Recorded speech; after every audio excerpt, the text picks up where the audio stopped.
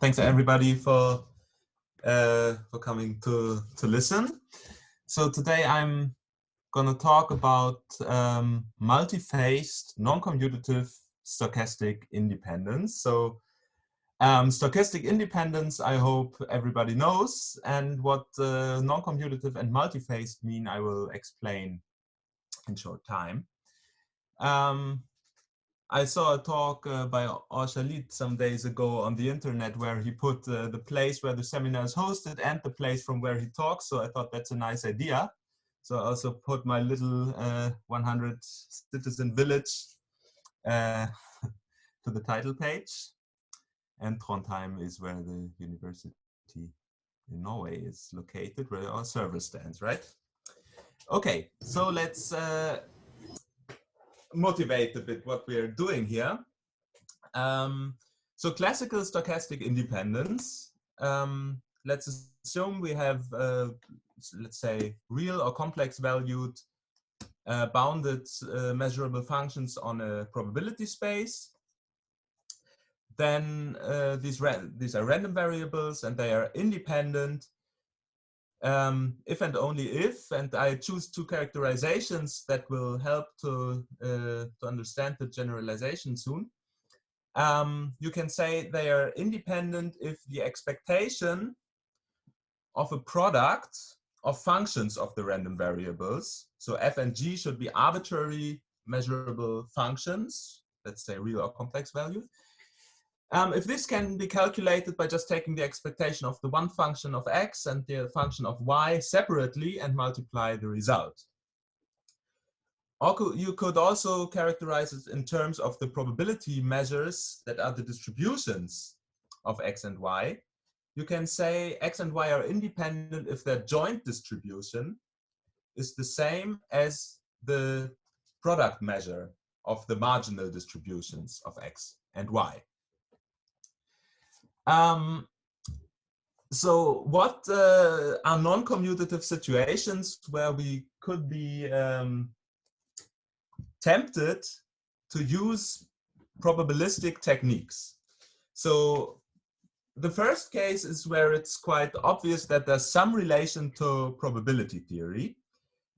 Suppose you sample random matrices. So the entries of the matrices are classically, stochastically independent, and let's say normal distribution, mean 0, variance 1. But then these matrices as such, they are not classically independent. So if you, what does that even mean? I mean, there's no, the point is we could take not just the expectation of real valued numbers, but we could take the expectation of the trace. Now I only wrote the trace here, but this also is fine. We could take the trace of a product. So this is like a product of functions of A1 and A2, but because A1 and A2 are matrices, they don't commute. So we don't expect them to fulfill that this is trace of A1 squared times trace of A2 squared. There's no reason why that should be the result. But still, there should be some relation. I mean, if these are large random matrices, it seems like they should also fulfill some sort of independence relation. And what is it and how does it help us to calculate, for example, this trace of this product, or at least estimate it because it's still a random variable like I wrote it.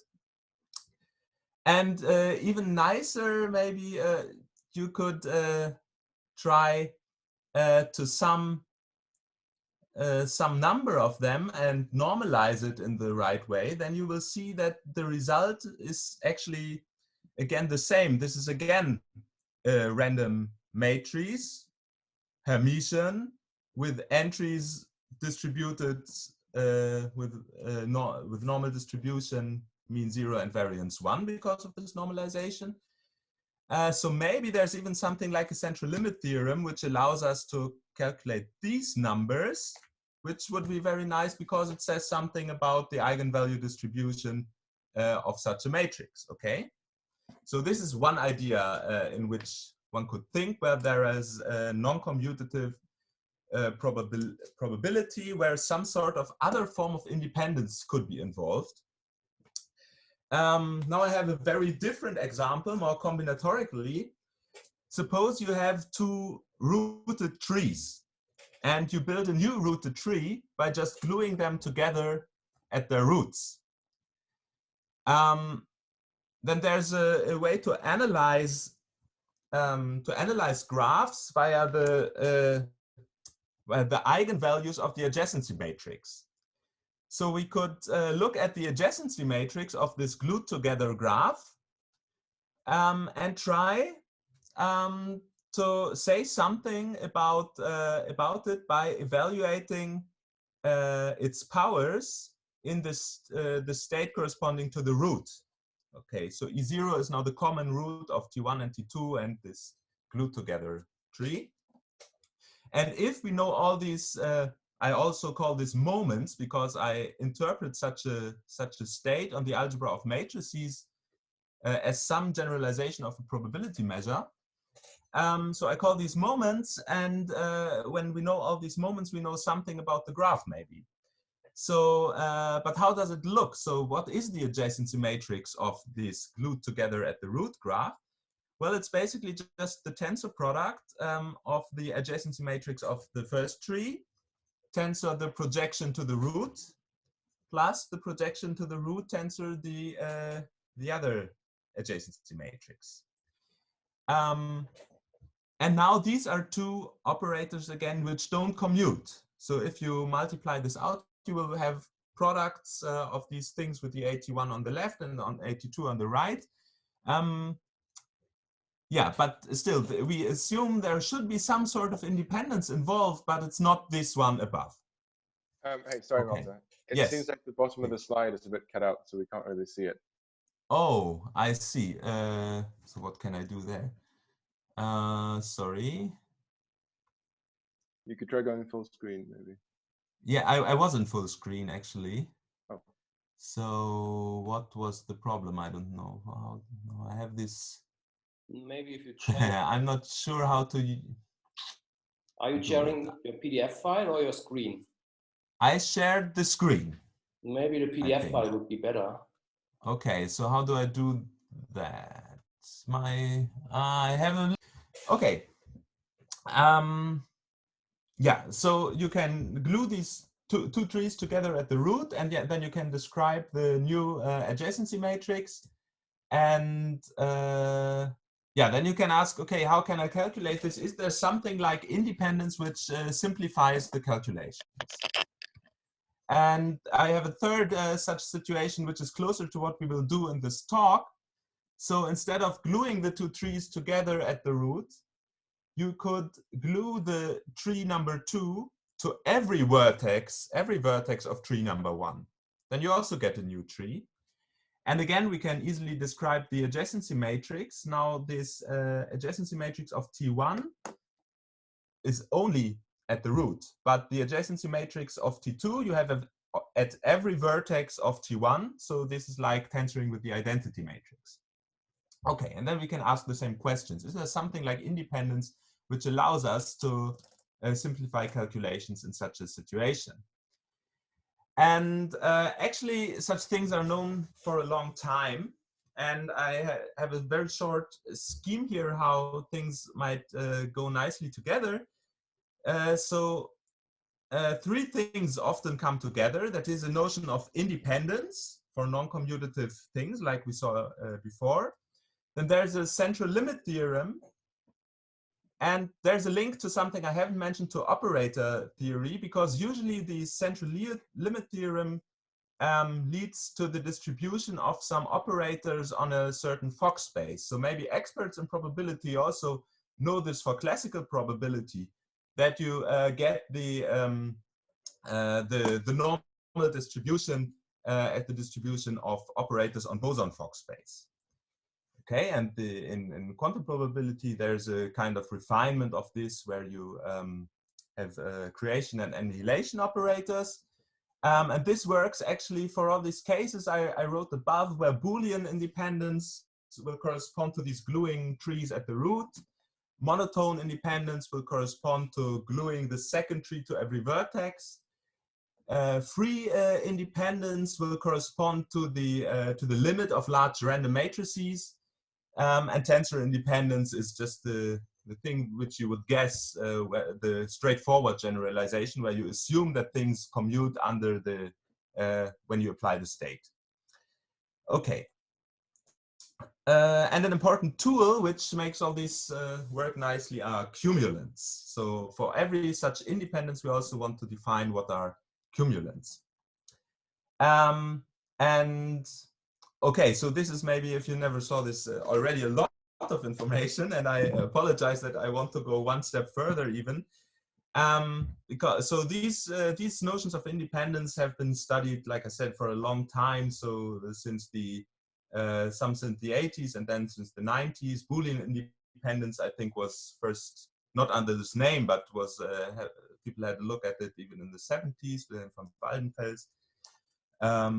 Okay, so this go back a long time, but I also want to do something more recent, which is independence not only for single variables that don't commute, but for pairs of variables. So instead of looking at a sequence of single variables, you look at a sequence of pairs of variables.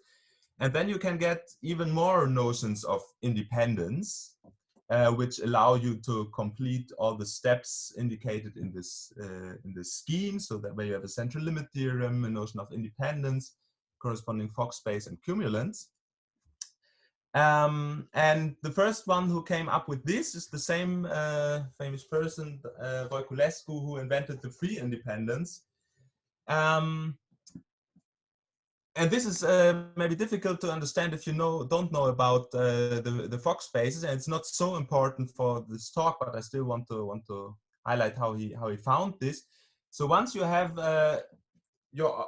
you're looking at operators on a Fock space, it often happens that you have kind of different choices how to realize these operators. In particular, usually you can do it from the left or from the right. If things don't commute, it makes a difference whether you do things from the left or from the right.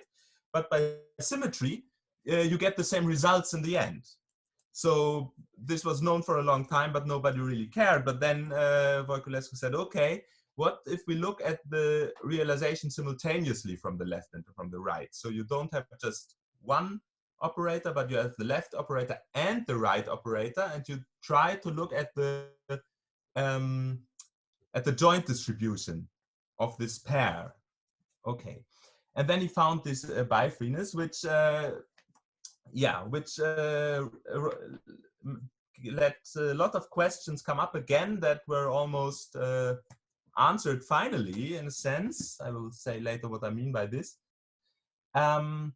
Okay, and this is what we'll also do. We want to have more examples of independence for pairs of operators, and we want to have a better understanding of independences for pairs of operators. And here I just wrote, okay, this scheme of connecting independent central limit theorems and Fock spaces works for this bifreeness, and it works in more general, for other examples, let's say. Okay, so here's an overview. So any questions so far? No? So I want to say I have a lot of things here on my slides, but we can go slower whenever somebody wants to know something in more detail. It's not a problem if we do not finish all of these slides. So feel free to interrupt and ask, of course. Okay, so what we want to do is first do some of the general framework. So what do I mean by all of these things? What is a non-commutative probability space? What do I mean by random variables? What does independence mean? How is this defined? And what are moments and cumulants in this general situation? And the first two are quite general. And then we want to study at least one example in detail, which is the bimonotone independence, where we really look at the different parts of this scheme. So what is the product construction related to this? What there are partitions playing a role, so a combinatorial thing which enter the moment cumulant formula. And then we also want to see how the central limit theorem in this example looks like. Okay, so we start with the abstract algebraic setup. So what I mean by non-commutative probability space is simply a pair of a unital star algebra, A, and a state on A. State means a positive linear functional, which is has value 1 on the unit of A.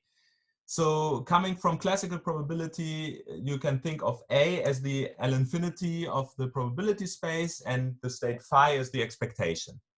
This is a linear functional. It sends the 1 function to 1 and a positive function to something positive. Okay, and this is generalization because A doesn't have to be a commutative algebra. And a random variable in the most general sense is a star homomorphism from some star bialgebra to such a probability space A. So if you again think from the classical viewpoint, this is kind of a dual formulation because A is like the L infinity of the space and B is like the L infinity of some other measurable space. So if you have a random variable which maps elements of the probability space omega to some measurable space E, then you will get the homomorphisms between the L infinity spaces in the other direction by precomposing with your random variable. So there's nothing fishy about this change of direction, that the random variable goes to the algebra of functions on the probability space. Yeah, and then I have some notation I want to bore you with, at least for those who want to understand the details and the differences in the examples. One has to take a bit of care what to do with the units. So I didn't write that B is a unital algebra, and that was not an accident. So when we want B unital, we will explicitly just add an artificial unit, and then we write B twiddle for this unitization of B and J twiddle for the unital extension of J.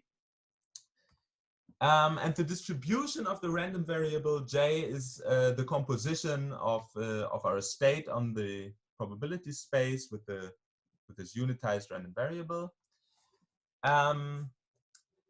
And there's two main examples here. So one, if you have a self-adjoint element in A, then you will get such a random variable defined on the polynomial algebra in one variable. This is star algebra if you just say that X is a self-adjoint variable. And the 0 should indicate that you don't have the unit in this. So it's just the polynomials without the constant term. So then the JA is just plugging in A for X. And then the distribution of this is the collection of moments. So you have the expectation of every power of A. This is what we call the distribution by definition. So this is just an algebraic setup.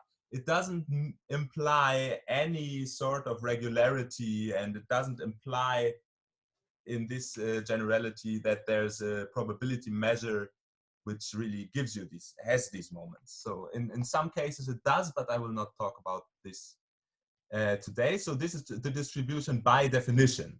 It's just the collection of moments.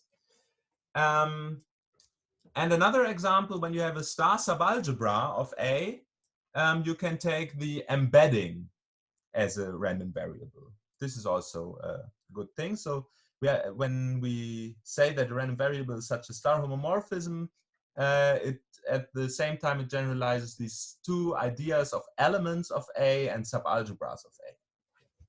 Okay.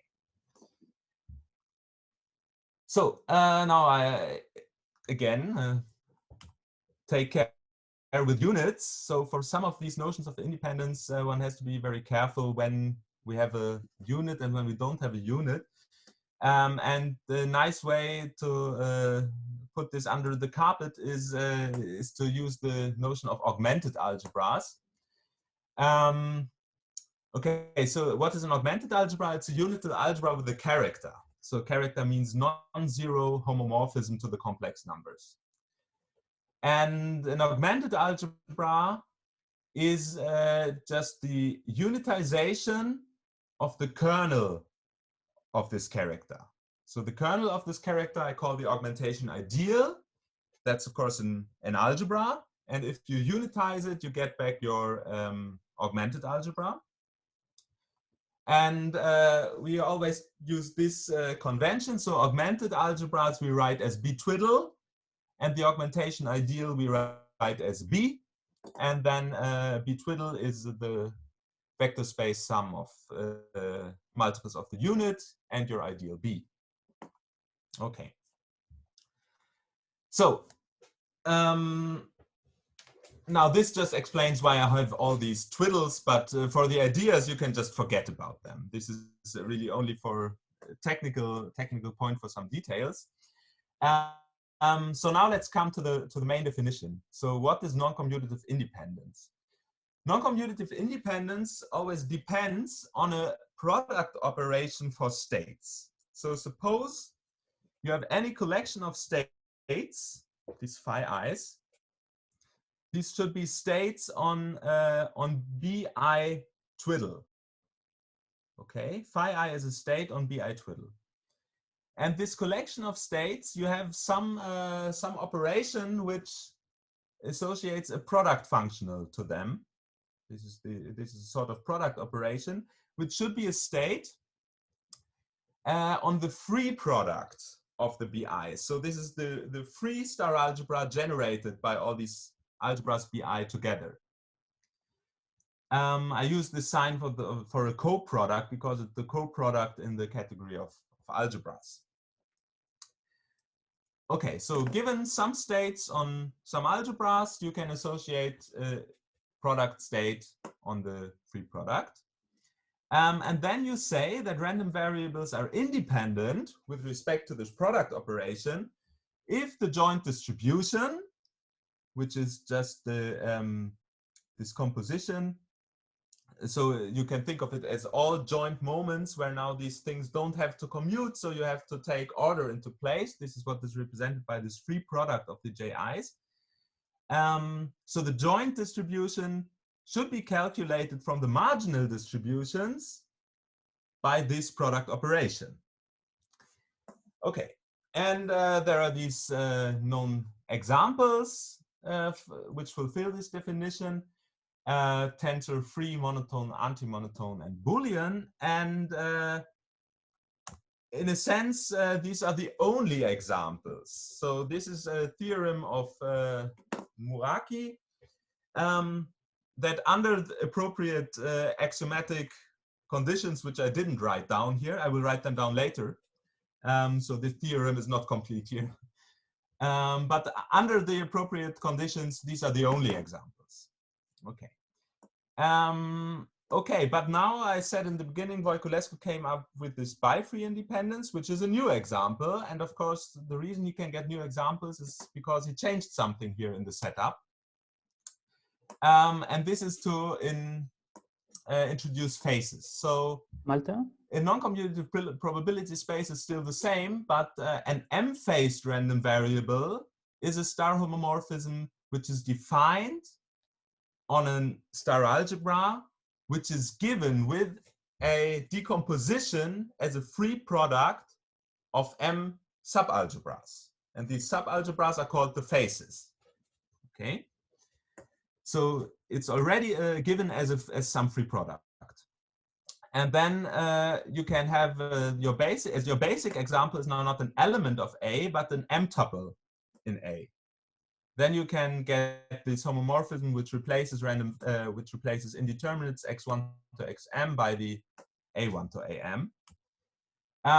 We still have something like moments, but you don't just look at powers of A, which doesn't make so much sense, but you look at arbitrary products of these entries of A. So A to the delta, where delta is some word in the letters 1 to m. And the distribution is the collection of these generalized moments. And again, if you have an m tuple of subalgebras, you can also view this as an m-phased random variable. And an m independence, m-phased non-commutative stochastic independence, looks completely the same. It's just that if you have a product operation, then you say that random variables are independent if the joint distribution is the product of the marginals, but the definition of random variables has changed. This is why there could be other examples. And there is this example of bi-freeness, and maybe there are more, and we will see some more today. And what I hope that in some years, maybe there will also be some sort of theorem like the Muraki theorem, but up to this point, there is nothing known about classification of such independences. Even if you assume a lot of strong properties, we don't know what are all examples. Yeah, can I ask a question? Yeah, of course. Sorry, Patrick, you were going to.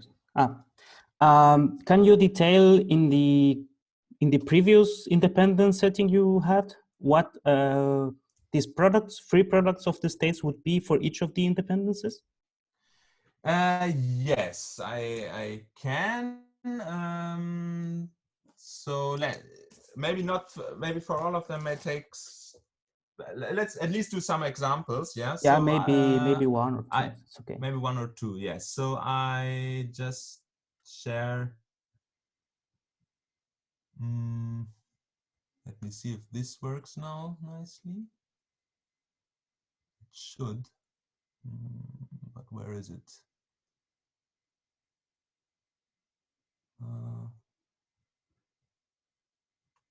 I think I have too many open windows. Sorry. Stop share, start share.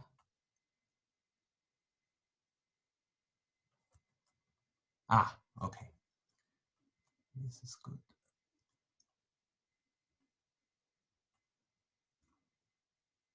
Where is it? Where is it? No, I don't find where I can write. When you start a new share, there should be, when you start a new share, there should be the option to share a whiteboard. And there you can write. Ah. So it should be upper left. It's a blue icon. New share. Ah, maybe I should just share desktop 1. I think this is okay. This is easier. Escape. Now you can see what I write here. Yes. Okay. Perfect. Okay. So yeah, for example, this Boolean independence, Boolean product is maybe the simplest one. If you have two states and you want to know what is it of A, B, or let's put in A square, B, A, B4 or something. Yeah, so some word in A and B where A is in the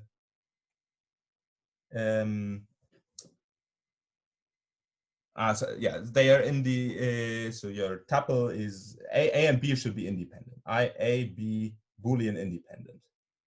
Boolean independent. Sorry, and then I just write phi of this. So this should be the same as phi1 bool phi2 of the same word. Okay, and how does it work? Basically, you just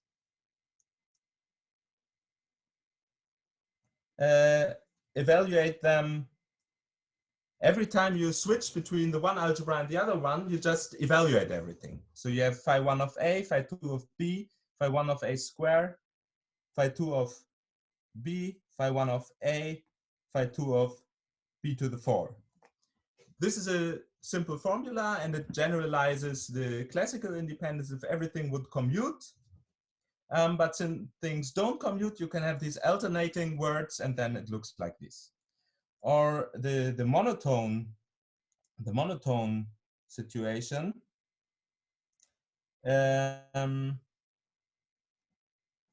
let's take the same example as above. There what you do is you multiply all the things together that are in the first algebra, so that belong to phi 1. So you take phi 1 of a times a squared times a, but you separately evaluate the things that are in the second algebra and got separated by the a's. So you have phi 2 of b times phi 2 of b times phi 2 of b to the 4. Okay, this would be another example. These are were corresponding to what I talked about in the graphs, and the free product. This is a bit complicated to maybe I write a simpler example just of AB would be phi 1 of a square, phi 2 of b, phi 2 of b, plus phi 1 of a, phi 1 of a, phi 2 of b square, minus phi 1 of a, phi 2 of b, phi 1 of a, phi 2 of b. Okay, so this why this strange formula for the free case I don't want to explain now. It's this is a more complicated situation somehow. But these are kind of things how these formulas could look like. So what do you multiply together? What do you evaluate separately? This is basically the choice that you have. You can multiply and then put into your state, or you can first put into your state and multiply the results. And of all these combinations, what is a good idea? What does give good properties of this product operation? Okay. Okay, thanks. Sure. So let's go on. And now you see the presentation again? Yes. I hope. Okay. Good. So moments and cumulants. So sorry, Malte, yeah. Could I ask again a question on page 10? Very basic. Yes. Yeah. So what is fixed here and what is not fixed? I don't understand. So fixed is the product operation. Fixed is the product operation, and defined is what does it mean to be independent. So this is a property of this capital phi. It's a property of the capital phi together with the ji's. Okay, and there are two capital phi's here, right? One outside and one inside. Yeah, but this is the same capital phi. This is the same. Like for, then maybe let's go back to slide number 1 for a second. Here, it's the same expectation, right? So phi is like the expectation. Okay. Okay, so this is canonically and you just have one probability space, okay. So you just have one expectation. But what changes maybe is if you write it in this way, it's the distribution of another variable. So the distribution is like the composition of expectation and this pullback homomorphism. Okay. So this changes the index here, but the expectation is always the same expectation. Okay, thank you. Okay, so now I go back. Maybe no one can see it. Here, yeah. So the distribution of ji, and I is running, but the distribution with respect to the same probability space, always with respect to this one state phi. All right, thank you. Okay, sure. Okay, then we got the M-phased, and we define everything the same way. So now moments and cumulants. So there's a general definition which is also important for these classification results, because what are it also has to do with your question. What do we fix here? What do we mean by such a product operation? So we mean a M1UAU product in the sense of Sarah Manzel and Schürmann. So your product operation is actually just defined for pairs of states, but it should be associative. So you can define it for an arbitrary finite family by just iterating the binary product. It should be unital. So if you multiply a state with the trivial state on just the algebra of complex numbers, then you should recover your state. And it should be universal. Now this is kind of motivated from the fact that functions of independent random variables are again independent random variables.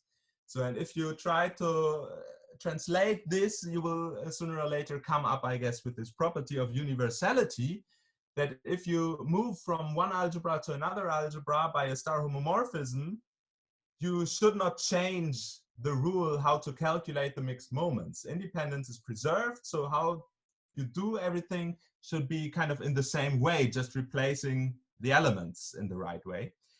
So you can pull out homomorphisms of this product operation. This is the universality. And there's another important property, which is positivity. So if you have two states, then the product should again be a state. So if you just have a UAU product in their sense, it doesn't imply this positivity. But this is what you want to have to do probability.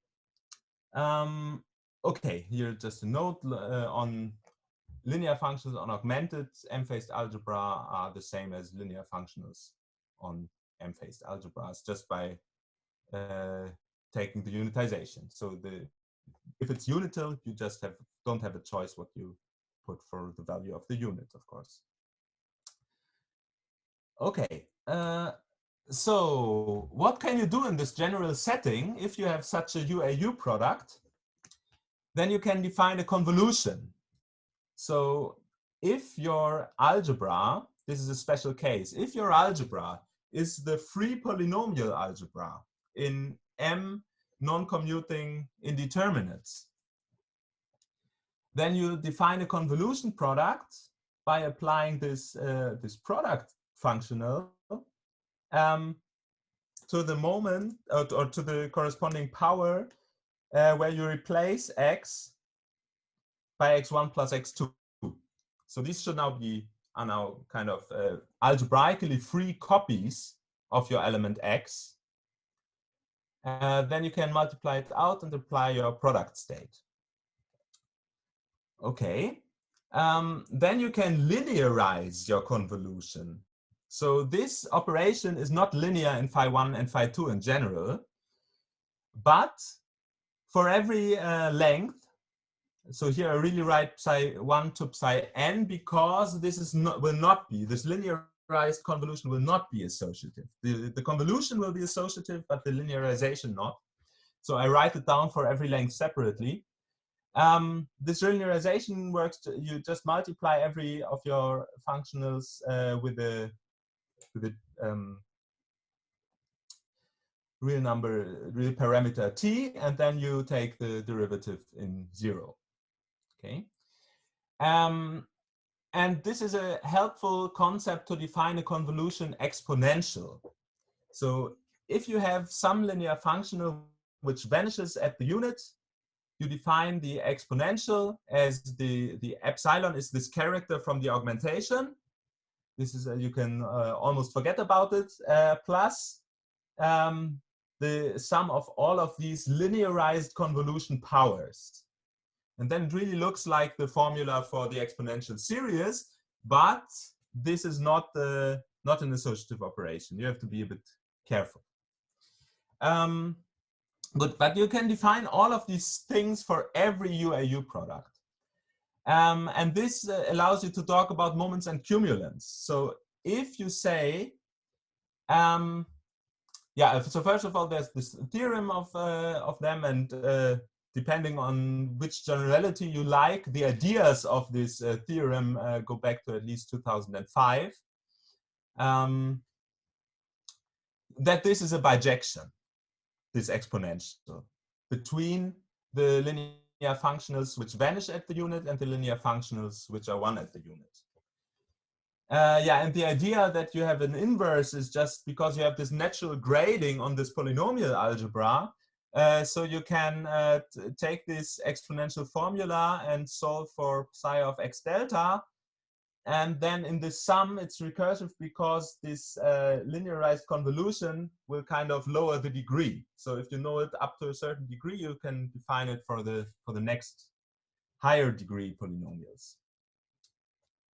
Okay, so you get the bijection between these two sets. Yeah, and this is now what we call moments and cumulants. So if you have a probability space and some element A, you define its distribution as this composition, and phi A of x to the delta, this is what we call the collection of moments, and psi A of x to the delta, where psi A is the logarithm, which we have because of the theorem, the inverse of the exponential. This psi A of x delta we call the cumulants. Okay. And there's a moment cumulant formula is what we call an explicit formula for this exponential. How does this exponential look like for a concrete example? And this is also very nice that we, although we do not always have that the logarithm of phi 1 convolved with phi 2 is the sum of the logarithms, because the convolution might not be commutative. We always have that it's given by the Campbell-Baker-Hausdorff formula. So this is a very nice general cumulant theory, which works in all known examples. Okay, so now let's finally come to this example I promised, bimonotone independence. Can I ask a question? Yes, of course. How, in the definition of this convolution on page 16, yes. What did you say x1 and x2 were? I didn't quite follow. Ah, Go yes. back one page. Let's go back to this one. Yes. Yeah. So they're just kind of copies of x. So you have this polynomial algebra in free indeterminates. So you just replace x by the sum of two non-commuting indeterminates. Okay, and then phi 1, so basically it's x. So it's just x1 is x and x2 is x. So we identify it, but I shouldn't write x plus x, of course, because in this free product, they are kind of separated as the one copy and the other copy. But when you plug them into phi 1 or phi 2, they are just plugged in as x. All right, thank you. Okay. Sure. Can I also ask more question here? Yes. More question? So you had this definition of what the circle should satisfy, but have you now fixed the circle? Or? Yes, for every fixed circle. For every fixed circle, you can do this. Ah, okay. As long as these properties are fulfilled. If you have a U product, then. Okay, thanks. Yeah. Okay, so we have moments and cumulants, and now we want to come to an example. So, and the idea to define this example is to not to define the product of states, but the product of representations. So this also links to the first slide of the motivation. Maybe you recall that there was something tensoring some adjacency matrices with an identity and a projection. And this is actually very similar to what I write here. So what's going on? So you have, suppose you have two pointed representations. What does that mean? That means you have representations with a fixed vector. This omega I is a vector in the representation space on some pre-Hilbert spaces. Then you want to define a product representation, which lives on the free product of the algebras B1 and B2 to adjointable operators on the tensor product of the representation spaces. And you again want some vector. And you define it like this. So it depends if now you have a two-phased situation, and I write the phases not as 1 and 2, but as left and right. So L and R. L is the left phase, R is the right phase. And it depends what you do. So if your element comes from the left phase, you define it like the anti-monotone product, which I write down what it means here. And if it comes from the right phase, you define it as the monotone product. And here, let's take the time to look again how we define a product in the monotone and the anti-monotone. In the monotone, you tensor things from the first algebra, from B1, with the projection. and you tensor things from the second algebra B2 with the identity. And for the anti-monotone, you do it the other way around.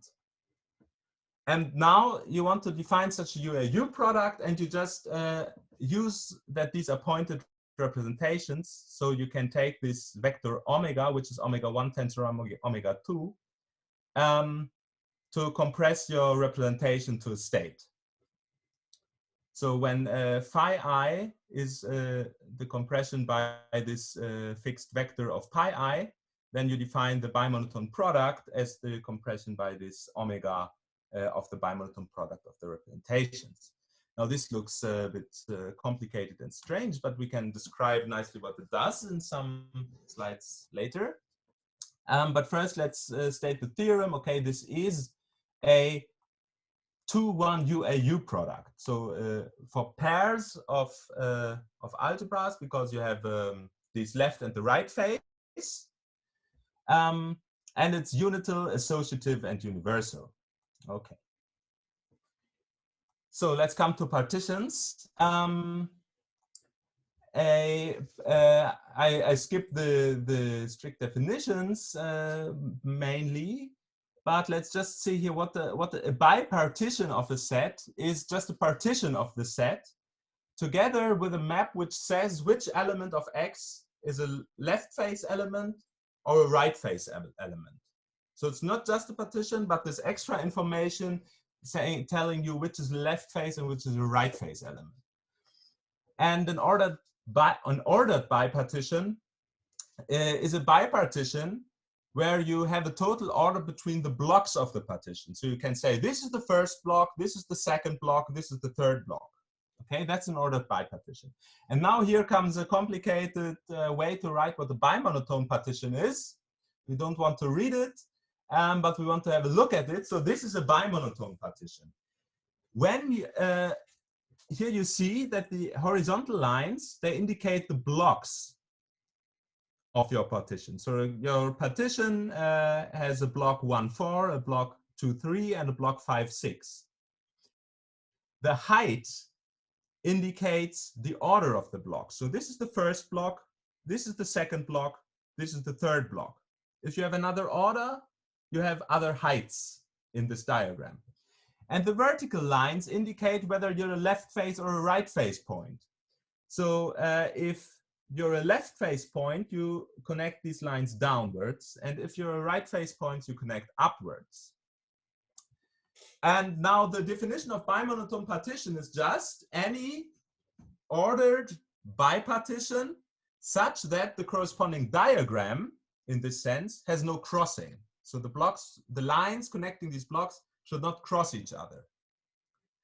Okay, and this is what I wrote here in a complicated way, that these blocks don't cross. Okay. Now, how does the moment cumulant formula look like? So first, there's a lemma. If you have bimonotonely independent subalgebras and elements from these algebras, then these elements are kind of, they are of one of A1 or A2 or up to AN. This is what epsilon I is.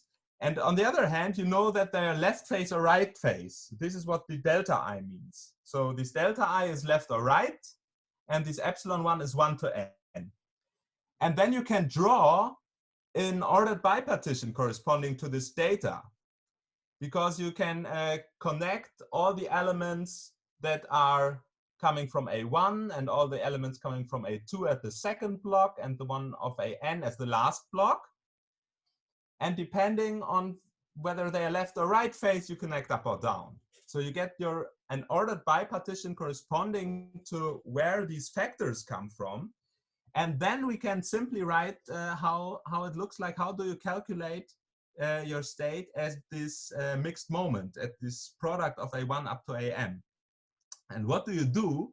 Now it can happen that the ordered bipartition has crossings. I said it's called a bimonotone partition if there are no crossings. So if there are crossings, you just take the subpartition you get by dividing the blocks at each crossing. So when a vertical line crosses a horizontal line, you split the horizontal line. And then you can just multiply along these blocks of row. Okay, and this is what also happened in these examples, that these elements standing in the middle of others force you to separate the functionals separately. Okay, and the idea of the proof is you just go through this representation and you see what does it mean to have a crossing for the representation. And it means that there's a projection at the right spot. This is what you have to think about, but it turns out nicely. There's a projection, and this projection will force this separation in the evaluation formula. Whereas if you don't cross, there will be an identity, or just the representation, one of the n representations you started with. Okay, I don't have so much time, so I go a bit faster now, but I think it was worth the time to go slowly in the beginning to give an idea what we're talking about here. So now this gives you a concrete form of the moment-cumulant relation. So the moments you get by summing over all the bimonotone partitions corresponding to this left and right pattern, which is fixed because you're looking at a fixed moment. And then you just multiply cumulants according to the blocks and divide by the factorial of the number of blocks. This is what comes out of this formula for the exponential if you take bimonotone independence. I also want to skip the proof for now. Yeah, and just show you how a central limit theorem will look like. So if you have a sequence of pairs, left and right, which are centered, expectation 0, which are independent in the sense of this bimonotone independence and identically distributed. And for simplicity, we assume that the second moments are all 1. So all products here, I, no matter whether this is left or right, let's say they're all 1. And then what is the distribution of this normalized sum, where you sum B1 to Bn? So you sum the left ones and you sum the right ones, then you get a new pair. And you divide by the square root of n. And you just get the combinatorial formula. This is just the number of bimonotone pair partitions. So partitions where all the blocks connect only 2 points, corresponding to your pattern delta, divided by k factorial. Okay, and this, how do you do it? You use this moment-cumulant formula. This k factorial comes because there's an exponential involved, and a general central limit theorem of Accardi, Hashimoto, and Tabata, which goes for not only for these universal independences, but in a general algebraic setting, and allows you to find this concrete form with these pair partitions. Okay, now I want to say that the same idea that led to the bimonotone product you can easily generalize to get the four-phased independence, and now I don't call them left and right and something, but I just call them tensor, bullish, monotone, and anti-monotone, because this is how it looks like for the representations. You just take the corresponding product of representations. This is the only one I explained, so forgive me for telling things you probably can't follow in detail, but maybe you can get the idea that you can do this tensoring with projection, tensoring with identity. There are just some combinations which work to give you a representation on the Hilbert space, on the tensor product of Hilbert spaces.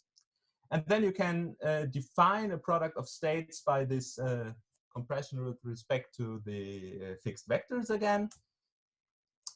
And you will get the same, it's very similar results using now these TBMA partitions, where the diagrams are interpreted like this. So the downward and the upward connection, we already know this corresponds to the monotone and the anti-monotone product. If we have a Boolean product, you want to always project, you want to always have things evaluated separately. So you just draw a vertical line from top to bottom. And the tensor thing, this should kind of not interfere at all with anything. So you just, if you have a tensor, you just don't draw these vertical lines. Okay, this is the convention to draw the diagrams, and then again, you have a good partition if there are no crossings. And then we have a very similar result for the, this I only have in the slides of talks up to now. We're working on putting it out sometime, in also hopefully together with some sort of classification results. Okay, so yeah, you just get almost the same result where you have to cut your partition at the crossings. And then there are other examples, so examples which have all the features we talked about, but not on the tensor product of Hilbert spaces, but realized on a free product of Hilbert spaces by Weihua Liu.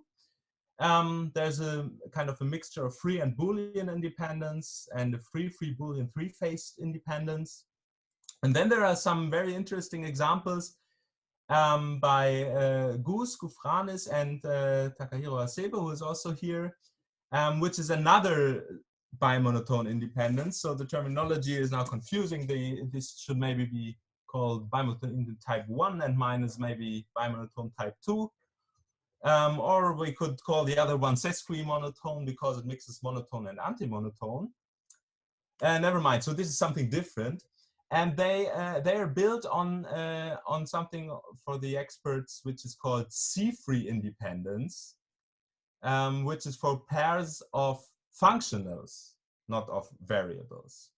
Okay, and this was generalized nicely, and it gives a very interesting notions of these products, but they do not preserve homogeneity of state of functionals, so they also don't preserve positivity and generality. So it's a bit more restricted. Okay, and then I thank for your attention, and that's it.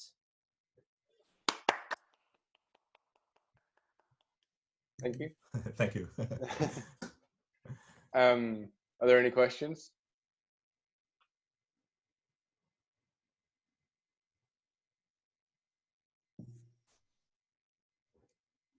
Nope. Yes. No? Yeah. Yes. Malte, one. So whenever going beyond this, let's say, narrow setting of universality rules for independences, one gets only essentially these 5. What I'm always wondering, what is the right generalization? Because now one gets a whole slew of new independences beyond these standard universality rules. But what sorry. So what I'm still missing is the following. When you look at the paper of preprint on archive from 2010 by Rolf Gohm and myself, there we have shown that in a more geometric sense, one gets a very rich structure of non-commutative independence, from the infinite symmetric group, whenever one has given a character.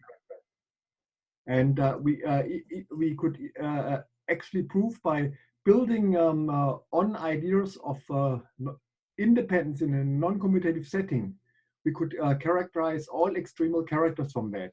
This is actually, we showed that Thomas' theorem is a definite theorem.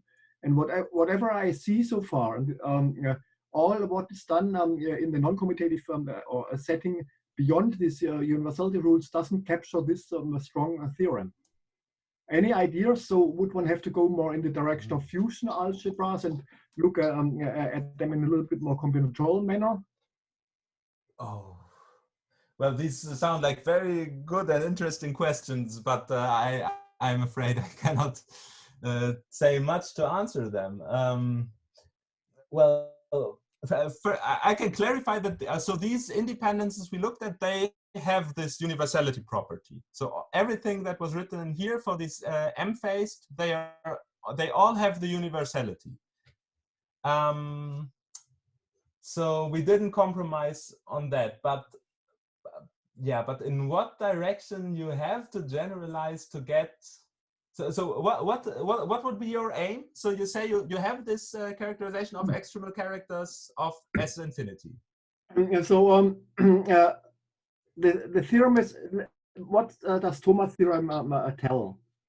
So Thomas' theorem tells, given an extremal character on the infinite symmetric group, then it can be characterized. Yeah. So there's a full classification in terms of bisequences.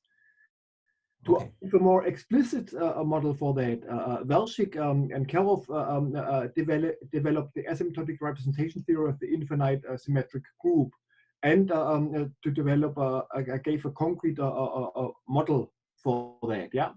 Now, what Rolf Gohm and I have shown is that from the viewpoint of non-commutative probability theory, this is actually all these three things which I've mentioned just before is actually is a non-commutative version of a Definetti theorem. And Definetti theorems, there you look at distributional symmetries, and they in the classical setting, then the of infinite sequences characterize them as conditionally IID. Yeah. Yes. So this means you get out of symmetry, you get a structural result about independence. And we have applied philosophy. We have applied this philosophy and showed that applying this to the character theory of the infinite symmetric group, that we can fully classify them. Yeah, and this means there is in one or the other way an independent structure around, but which goes beyond this usual let's say rules on universality. Yes, yes. I mean, so is it like these like the in the direction of these like pyramidal independence on, so these where you just have a kind of restricted rule, so you know some things, but some mixed moments, but not all mixed moments. Is it in that direction? So you have full access whenever you, let's say, you can do calculations within the module property of conditional expectation. This means for pyramidal order. But whenever you go beyond that, then you use additional algebraic rules. And these are, of course, that setting the rules of the generators, the Coxeter generators of the in the symmetric group. Yeah, so I guess if when you have such a specific situation like the infinite symmetric group, maybe you have to be more flexible. So the point is kind of the universality, and only the universality, I think, is what gives you a chance to do some classification. But of course, if you have a specific object and you look at independent structures which appear in this specific object, then you have to, then you have to do a very concrete and analysis of your object. Yes, but this so this my general non-commutative Definetti results, in the operator algebraic setting, they show that there has to be more round. There's a deeper hidden situation, because you see what and this is to put everything there in a nutshell. Clearly, so you can when you look at the stochastic independence, on one side, and we know that this implies a very rich geometry, So let's say up to common subspaces, one has orthogonality, So from that, so this means on one side one has the stochastic side, or the probabilistic side. On the other side, one has the geometry, Now the question is there: how much do you need to know about the geometry that this gives you stochastic properties like independence? And we showed that that this carries quite far in the context of commuting squares of operator algebras. So, I see. Okay. And so what I'm always missing, so one has these combinatorial approaches, which is fine, but to get a deeper connection to the geometry, so that one says, okay, I need to know this structure about the geometry, so that I can deduce from that some kind of form of independence. Yeah, sounds very interesting. Maybe we should discuss some other time in more detail. It's I will have a look at the paper, and let's see. So I think there are many things in this direction not finally settled. So and So thank you, Malte. Thank you. All right. Any other questions? Yeah, maybe. Hi, Malte. Can I ask a question? Hi, of course.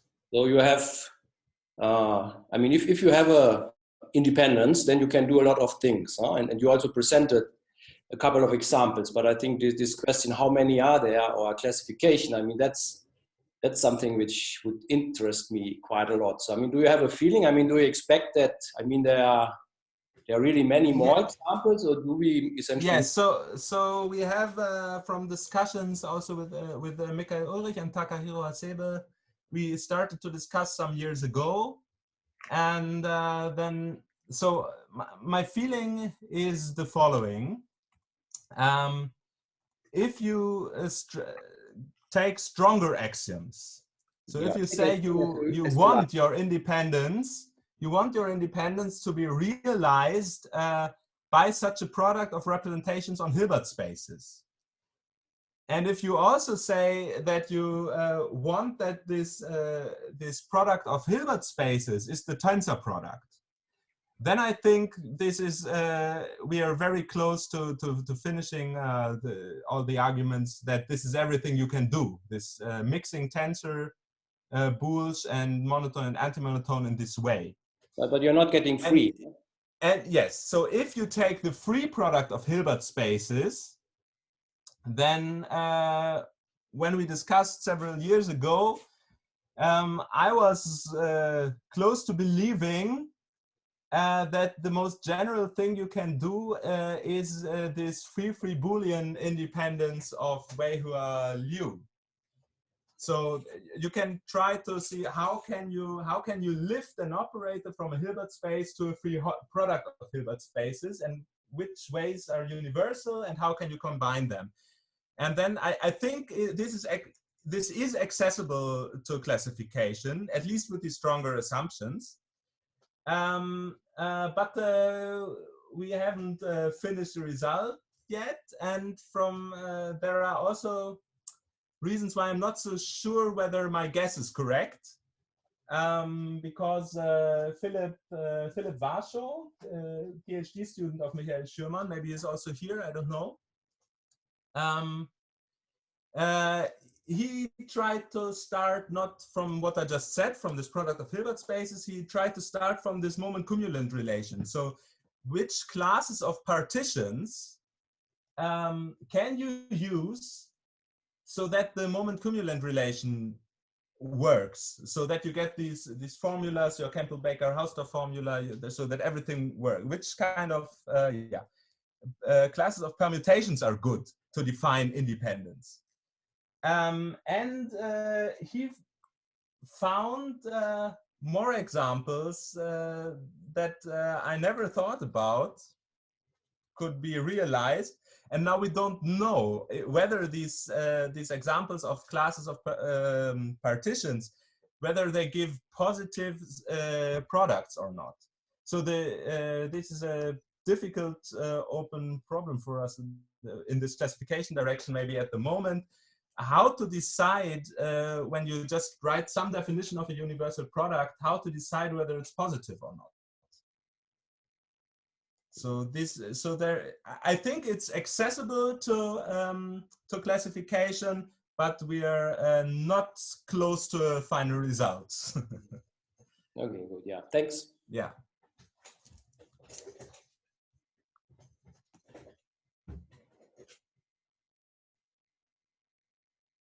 This is in contrast to these things of C-freeness. So if you take more than one state and not more than one variable, then I know that Takahiro Hasebe put a lot of effort into finding some sort of classification and came to the conclusion, please correct me if I'm wrong, but I came to the conclusion that this is inaccessible for classification. So you can, yeah, get the whole zoo and see no real reasons why there's only a finite number of good things. Right, but these generalizing in the number of phases, I think it has good chances that there will be some classification.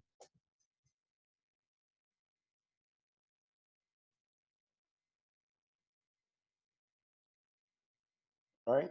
So now, if I'm not mistaken, I think Josh, you mentioned something about doing breakout rooms. Yeah, but the problem is Kubu's Zoom just crashed, and so we cannot do it this week.